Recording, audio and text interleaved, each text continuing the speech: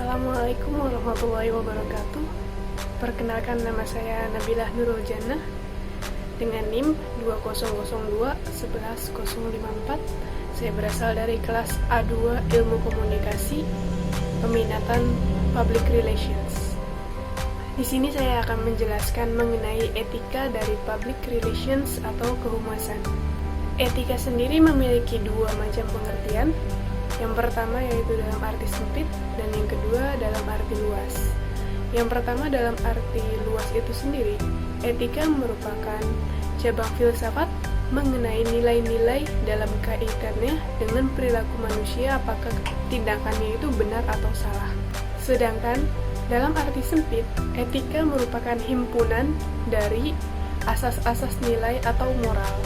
Jadi dapat disimpulkan bahwa etika merupakan prinsip-prinsip moralitas yang mengatur dan menjadi pedoman bagi para pelaku bisnis atau profesi, dimulai dari proses pemikirannya, penciptaan, sehingga pengambilan berbagai macam keputusan dalam menjalankan bisnis atau profesinya.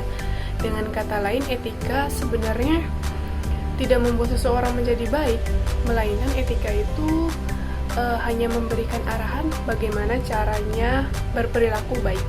Kemudian berbicara mengenai profesi, profesi sendiri berasal dari bahasa Latin yaitu professio, yang memiliki pengertian janji atau ikrar dan pekerjaan. Profesi sendiri sebenarnya memiliki dua arti, dalam arti luas dan dalam arti sempit. Dalam arti sempit, profesi merupakan kegiatan yang dijalankan berdasarkan keahlian tertentu, sekaligus dituntut untuk melaksanakan norma-norma sosial dengan baik sesuai dengan keahlian yang dimiliki.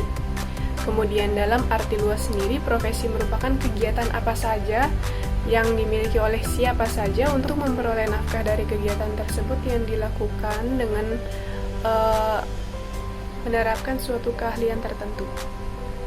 Jadi dengan kata lain, profesi sendiri merupakan kelompok lapangan kerja yang khusus melaksanakan kegiatan yang membutuhkan keterampilan dan keahlian tertentu guna memenuhi kebutuhan yang rumit seperti kebutuhan sehari-hari yang dimiliki oleh manusia.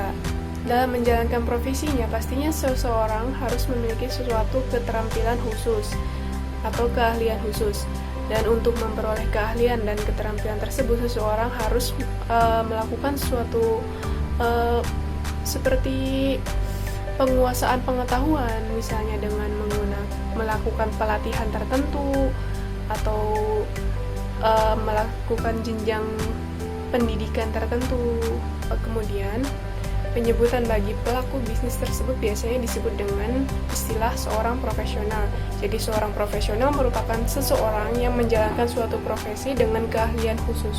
Setiap profesional, khususnya di sini pejabat humas dalam suatu organisasi, merupakan wakil dari organisasi tempat ia bekerja. Dalam suatu organisasi pastinya memiliki visi dan misinya tersendiri. Maka dari itu, seorang humas wajib menjunjung tinggi visi dan misi dari organisasi tempat ia bekerja tersebut, sehingga akan menimbulkan kepercayaan bagi masyarakat untuk bekerja sama dengan organisasi terkait. Berikut ada beberapa fungsi dari kode etik profesi itu tersendiri. Yang pertama yaitu A. Memberikan pedoman bagi setiap anggota profesi tentang prinsip profesionalitas yang digariskan. Maksudnya di sini merupakan sebagai arahan bagi seluruh pelaksana profesi mengenai hal yang boleh dan hal yang tidak boleh dilakukan. Kemudian B, sarana kontrol sosial bagi masyarakat atau profesi yang bersangkutan. Maksudnya bahwa ketika profesi dapat memberikan suatu pengetahuan kepada masyarakat agar dapat memahami arti dari profesi tersebut, sehingga memungkinkan terjadinya pengontrolan terhadap para pelaksana di lapangan kerja atau kalangan sosial. Kemudian yang C, mencegah campur tangan pihak di luar organisasi profesi tentang hubungan etika dalam keanggotaan profesi. Maksudnya di sini, para pelaksana profesi pada suatu instansi atau perusahaan yang lain pastinya tidak boleh mencampuri pelaksanaan profesi di lain instansi atau perusahaan. Kemudian ada juga beberapa tujuan dari kode etik profesi. A. Untuk menetapkan tanggung jawab terhadap klien, institusi, dan masyarakat pada umumnya. B. Untuk membantu tenaga ahli profesi dalam menentukan apa yang harus mereka perbuat ketika mereka menghadapi dilema-dilema etika dalam pekerjaan. C. Untuk menjaga reputasi atau nama dan fungsi-fungsi dalam masyarakat, untuk melawan perilaku yang tidak sesuai dari anggota-anggota tertentu. D. Sebagai cerminan atas pengharapan moral dari suatu komunitas. E. Sebagai dasar untuk menjaga perilaku, integritas, atau kejujuran dari setiap tenaga ahli profesi. F. Sebagai batasan terhadap hukum atau undang-undang. Seorang ahli profesi yang melanggar kode etik akan menerima sanksi atau denda dari induk organisasi profesi. G. Untuk meningkatkan mutu organisasi profesi. H. Untuk meningkatkan pelayanan di atas kepentingan pribadi.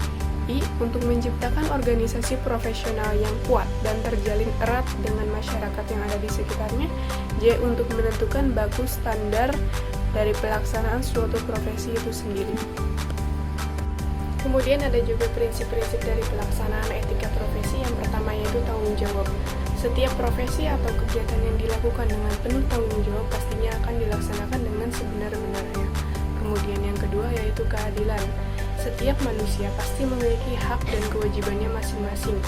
Dalam hal ini, seorang humas harus memberikan hak-hak seluruh masyarakat kepada siapa saja tanpa membeda-bedakannya.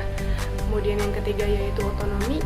Dalam hal ini, seorang humas diberikan kebebasan dalam melaksanakan setiap kegiatan yang ingin dilakukannya, tetapi tetap berdasarkan dengan peraturan yang telah ditentukan.